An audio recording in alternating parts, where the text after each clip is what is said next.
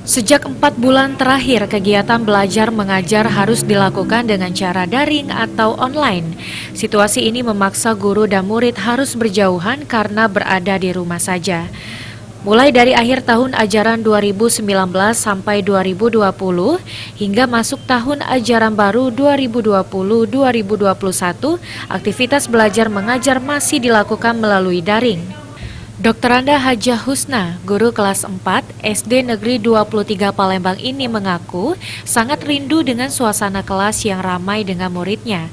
Apalagi masuk ajaran baru 2020-2021, antara guru dan murid belum sempat berkenalan secara tatap muka. Ini menyebabkan renggangnya rasa antara guru dan murid. Mudah-mudahan kita semuanya sehat dan kita berharap kita kembali seperti semula, bertatap muka dengan anak-anak. Terus tanpa kami sebagai guru sudah sangat rindu dengan anak-anak kami.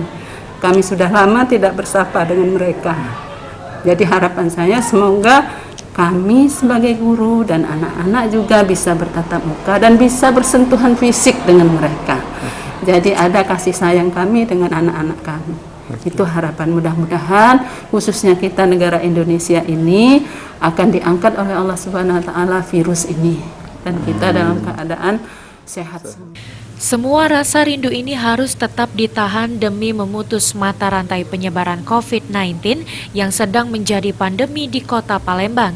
Harapan kedepannya, tatap muka antara guru dan murid bisa dilakukan untuk kembali membangun rasa dan suasana kegiatan belajar mengajar di lingkungan sekolah. Mardiansyah, PAL TV.